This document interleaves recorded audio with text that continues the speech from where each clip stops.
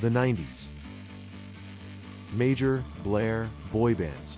Blur versus Oasis. Mr. Blobby. Saturday morning TV. Payphones. The N64. Sister Sister. Anthea Turner. Pogs. It was a decade of both misery and joy, when jobs were hard to find but pop culture was at its peak. The 90s gave us electronic pets, mobile phones the size of bricks, epic films that made us laugh and cry. Music that was vibrant and meaningful. You had to leave the house to buy a record or rent a videotape. Books were our Wikipedia. The Argos catalog was our Amazon. And life just seemed, well, much better.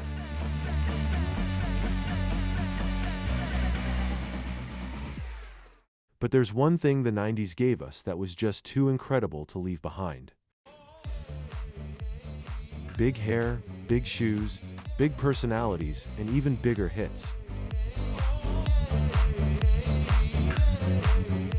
I am, of course, referring to the Spice Girls.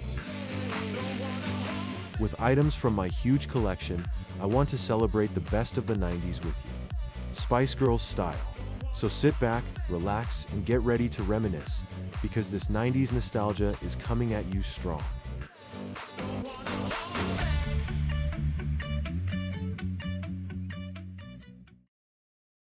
Hi, we're the Spice Girls. Catch us later on Top of the Pops.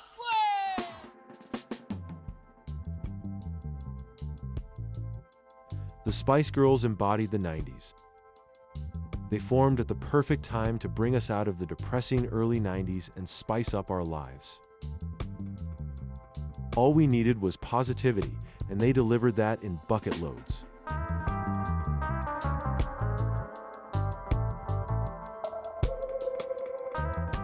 From their raucous TV appearances to their empowering pop classics and endless products, they became the fastest-selling music acts since the Beatles and the most successful girl group in history. So, no more dilly-dallying.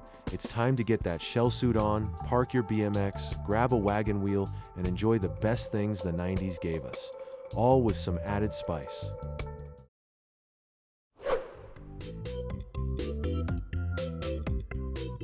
If you grew up in the 90s, you'll remember this feeling.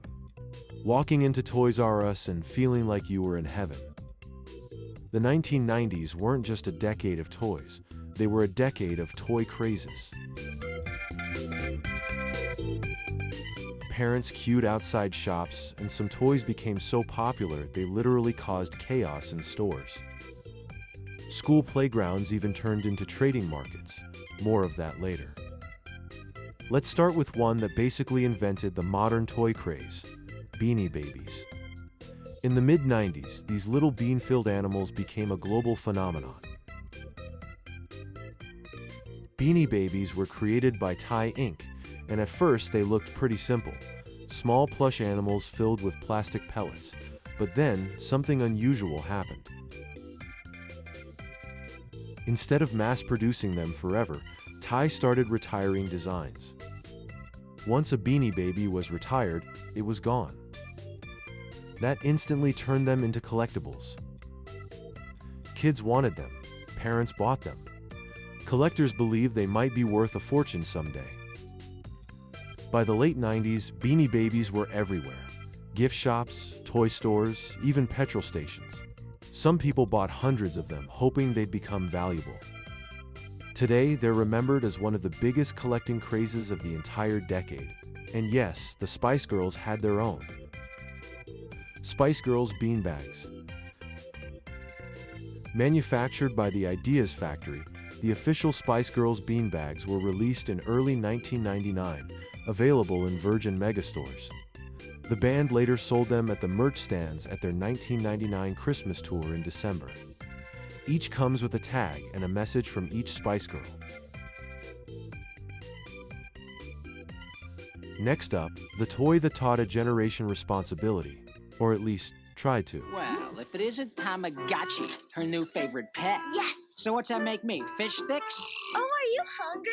Oh, no. By all means, feed it. Play till your heart's content. Look, Goldie. I I took good care of her, and she changed again. Change? How about changing some water here? Katie, bus is here. So Tamagotchi can pause. I can pause too. Want to see that again? Tamagotchi, the original virtual reality pet. Your care determines the pets you get. From Bandai. Tamagotchi launched in 1996 by Bandai, and suddenly kids everywhere had a tiny digital pet hanging from their backpacks. You had to feed it, clean up after it, play games with it, and if you forgot, well, your Tamagotchi didn't last very long. Schools around the world actually banned them because kids were constantly checking them during class. But that didn't stop the craze. Millions were sold worldwide, and the Tamagotchi became one of the first toys to combine technology and emotional attachment in a way that felt completely new. There were no electronic Spice Girls to keep as pets, but they did have this electronic organizer that included a romance feature.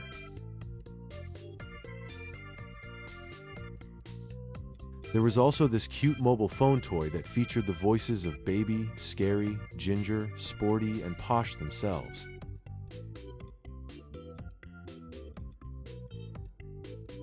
Both of these came from the group's mass-produced core official merchandise range from PMS International. If Tamagotchi was a digital pet, this was its slightly terrifying cousin. Me, Amanda. Me, May. That's Furby. The more you play, the more they do. And say, Furby grows more amazing day by day.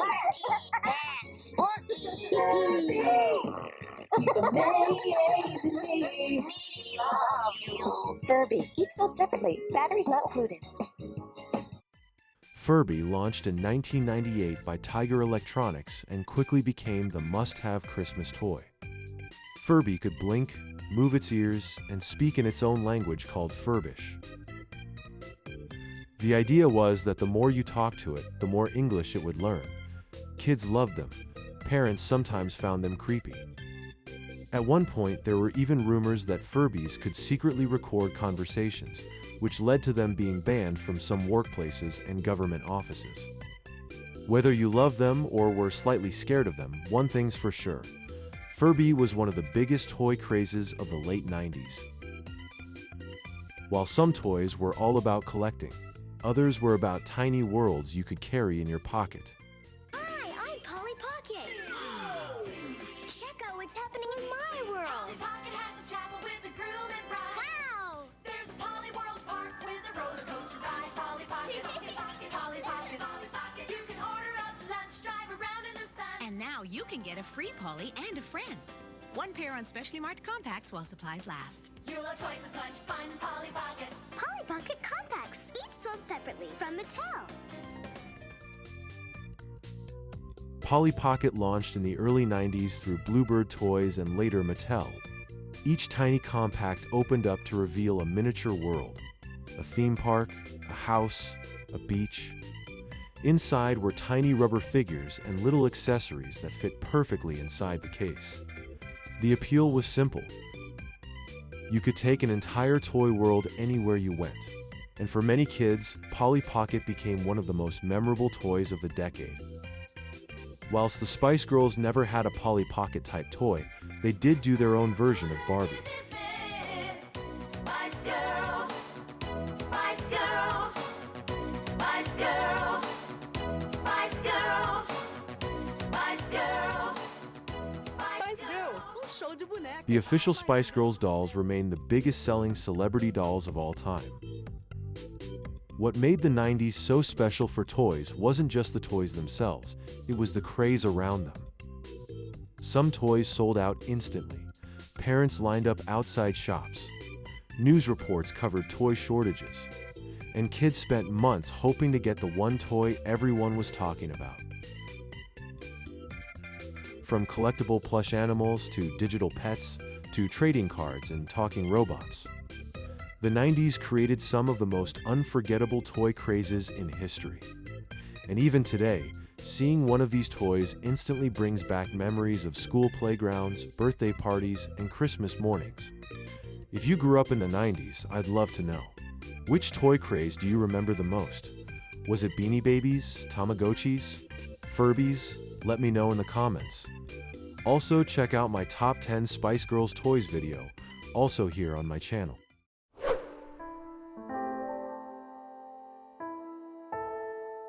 Before mobile phones, iPads, and Nintendo Switches, school was simpler but equally as fun. By the end of the decade, another craze exploded, and it completely took over playgrounds. Pokémon trading card game launched internationally in 1999 alongside the rapidly growing Pokémon Red and Blue phenomenon. Suddenly, everyone was collecting cards. Rare holographic cards became the ultimate prize. Trades happened every lunchtime. Arguments broke out over whether trades were fair, and every kid was hoping to pull the most famous card of them all. Pokémon cards quickly became one of the most successful trading card games in history, and the craze hasn't really disappeared even decades later.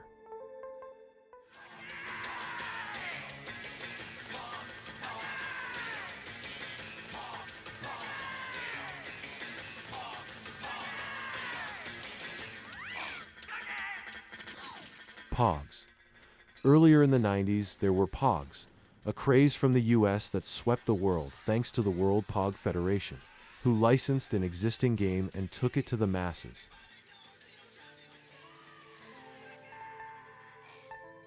Shiny, fun, cute, and some were even rare, Pogs were a joy to buy, play, and collect. The Spice Girls were no strangers to the playground. In the summer of 1997, we got the first wave of collectible official photographs 6x4-inch prints. 120 in total to collect, all featuring the band photographed in their first amazing year in the world of pop. Playground trading was a must, especially if you wanted to complete all 120 and fill the official photo album. A second wave followed later in the year, along with collectible movie stickers. Yes, the Spice Girls had their very own movie, and understanding the popularity of football stickers and sticker books, Spice World the movie spawned its own counterpart. And let's not forget those playtimes spent searching the floors and bins for pink Pepsi ring pulls. We all needed them to send off for our copies of the Spice Girls exclusive Pepsi CD Step to Me, right? More of that later. Did you collect any of these playground staples?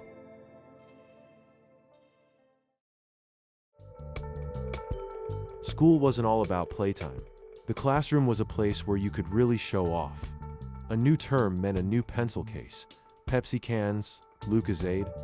The race was on to get the coolest looking stationery. And guess what? Yes, the Spice Girls had a plethora of available stationery merchandise.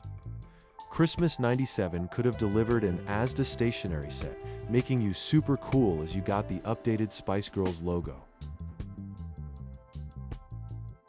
If not, their PMS range had everything from drawing pads, pens, and rulers to full-on school sets and lockable diaries for those spicy school secrets. And if the classroom didn't get you noticed, you could promote your favorite band in the dinner hall with your themed lunchbox. Imagine the delicious treats you may find inside one of these. What fun school items did you have? Check out my video all about those collectible Spice Girls photo cards, my movie sticker book video, and my PMS products video, all here on my channel.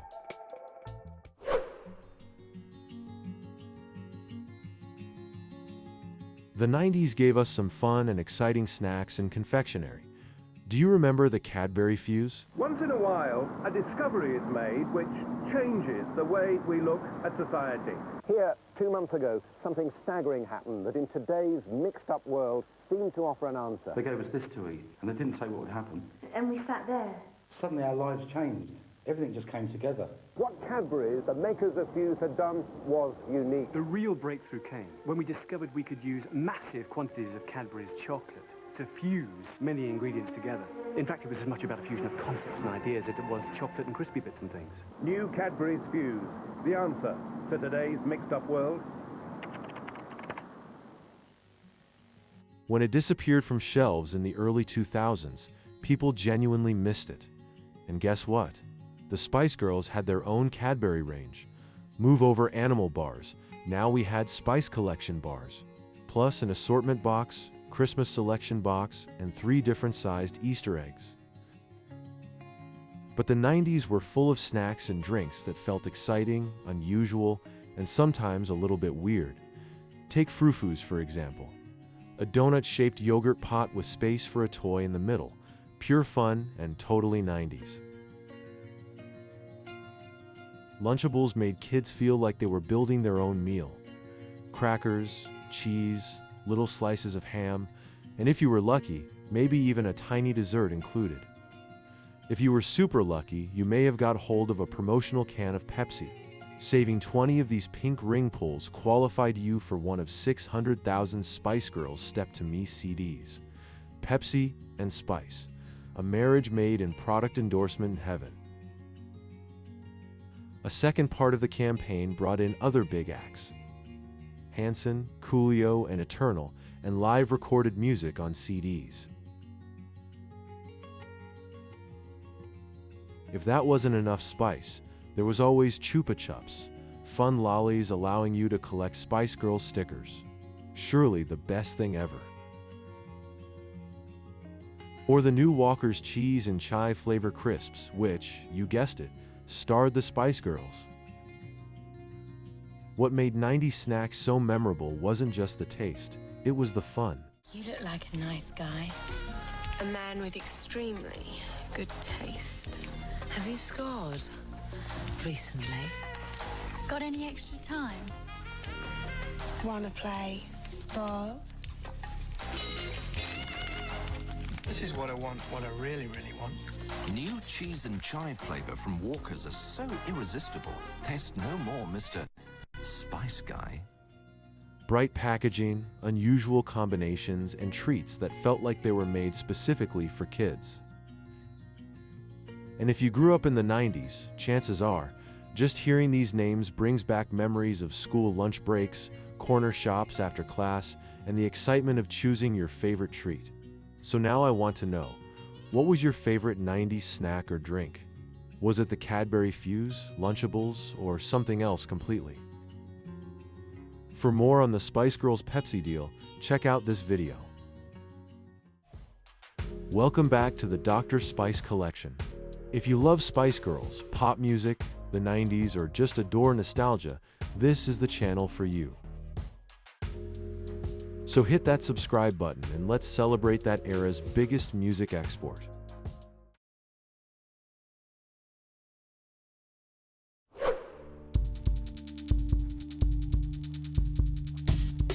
So how did we deal with all that sugar running through our young bodies? Well, we played games. If a scenic jigsaw with your grandparent wasn't doing it for you, the Spice Girls had their own, naturally. And if that wasn't exciting enough for you, games consoles exploded in the 90s. The generations of Nintendos with their Super Mario, Legend of Zelda, and GoldenEye games, to Sega Mega Drives and Sonic the Hedgehog, they all made playing indoors the new playing outdoors. The Spice Girls had you covered there too, with their, sort of game for the PlayStation 1, Spice World. It was more of a make-the-cartoon Spice Girls dance exercise than a game as such, but those characters were incredibly cute and somehow scarily accurate. But if you wanted to play outside, it was bike rides and hanging out by the swings. Of course, you weren't going to get respect unless you had your own wheels, be it a BMX or a skateboard. And in North America, you could spice up your outdoor play with PTI Spice Girls bicycle and accessories range. Yes, an official Spice Girls bicycle. I had this one flown in from Nashville to add to my collection here in London, making it one of the few that managed to cross the pond. Brits may have missed out on this treasure, but I'm sure Americans had a whale of a time on these.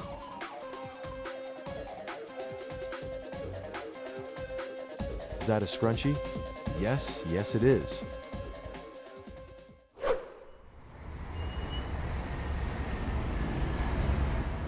Picture the scene, your local high street.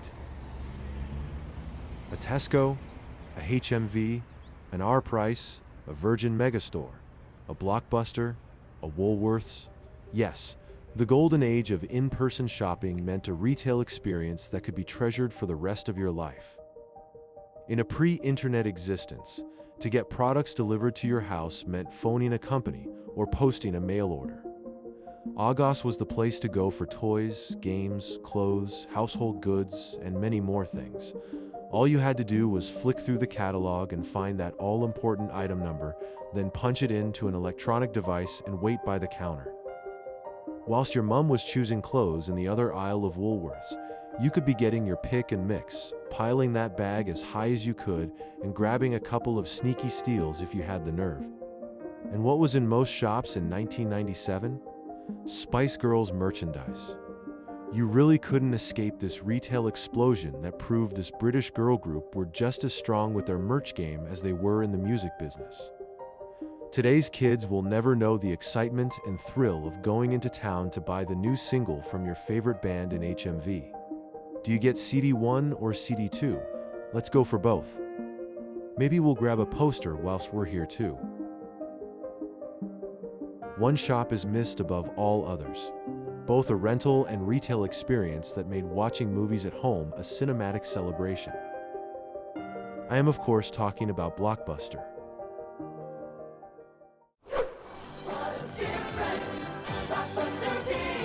I've never seen 10,000 tapes in one store. There's so much kid stuff. And I can keep them for 3 evenings. Blockbuster, or another video rental store, was the place to go for your movie or game fix. Rent a VHS tape or a game for a couple of nights and be sure to return it before the deadline to avoid those late fees. In 1998, you could even rent the Spice Girls movie on VHS. Browse the aisle shelves for a must-see classic, or wander the outer walls for the top 20 chart. There was nothing quite like the pleasure of pushing a VHS tape into the player and giving yourself a home cinema experience. Don't forget that bundled deal of popcorn and cola. Grab some Haribo whilst you're at it. The Spice Girls VHS releases include 2 of their concerts, plus their movie that came in these cute individual tins if you got them from certain stores. But it was blank VHS tapes that gave us the opportunity of recording from the TV. Yes, fans like me could record hours and hours of footage of their favorite bands on TV shows. We'd wait for ages for our favorite music video to come on the box, then press that record button as fast as we could to capture the whole video. Of course, this was just one type of media from the physical era. Vinyls and cassettes continued to be sold in the 90s, but it was CDs that had a real moment. That smooth opening of the electronic CD drawer on your stacked stereo system. The clunk of the portable CD man. Those sounds and feels are so 90s and so nostalgic. What did you record on VHS tapes?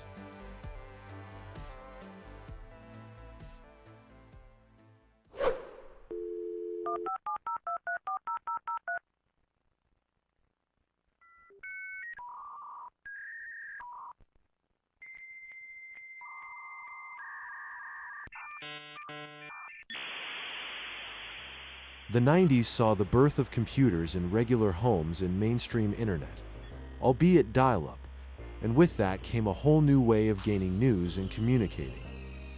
MSN Messenger, ICQ, email, and websites. They may have taken 10 minutes to load, but landing on your favorite website's homepage felt like an exciting moment, a new and special experience.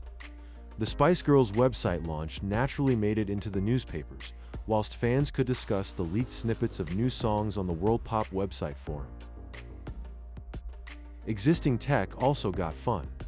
Polaroid launched their Spice Cam, a Spice Girls-themed official product with accompanying stickers.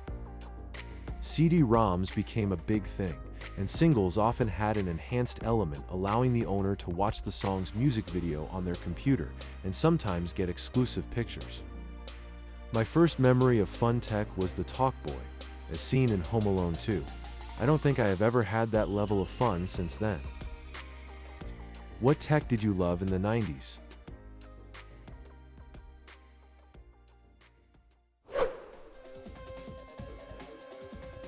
Hi, we're the Spice Girls. Catch us later on top of the Pogs. The 90s was the last great decade for music on TV. Friday nights were all about Top of the Pops, and Saturday mornings belonged to Live and Kicking. These weren't just shows you watched casually. They were weekly events that brought pop culture straight into the living room.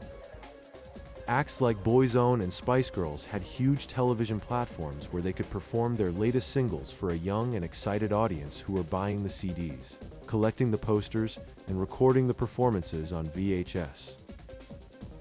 At the time, television was one of the most powerful ways to break a hit. A performance on a major mainstream show like the National Lottery Live or the prestigious Royal Variety Performance could put an artist in front of a captive audience of millions overnight. With only a handful of channels and no social media or streaming, everyone was watching the same moments at the same time. And when a pop act appeared on TV, it genuinely felt like an event. Then there was TFI Friday, the undisputed king of cool. Hosted by Chris Evans, the show thrived on chaos. Unpredictable celebrity guests, live bands, outrageous interviews, and ridiculous games that could spiral into total anarchy. You never quite knew what was going to happen next, which made it essential viewing.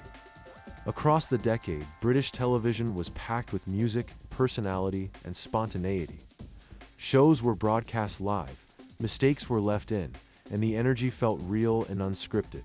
Pop stars mingled with comedians, actors, and sports personalities, creating unforgettable television moments that audiences felt part of. It was a time when TV felt bigger, riskier, and more exciting. When something amazing happened, the whole country saw it together, and on Monday morning people would be talking about it at school, in the office, and on the bus ride to work. In many ways, it was peak shared pop culture. Loud, colorful, slightly chaotic, and always fun to the max. If you love nostalgic TV, check out the best Spice Girls TV moments in this video on my channel. TV shows Top of the Pops and Live and Kicking had their own magazines. Along with big TV hits and smash hits, they were the magazines for young pop culture lovers in the UK. And were packed with posters and fun freebies as well as interviews and gossip about your favorite stars. Buying these in transparent bags and seeing the goodies inside at your local newsagents was a thrill. In fact, this particular Top of the Pops magazine from July 1997 actually started my entire collection. Check out this cute blow-up scary Spice doll that was inside.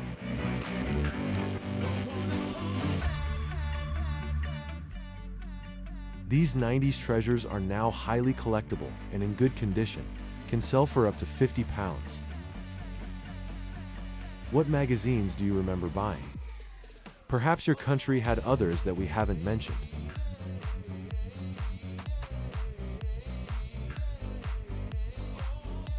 Check out my magazine's video for more.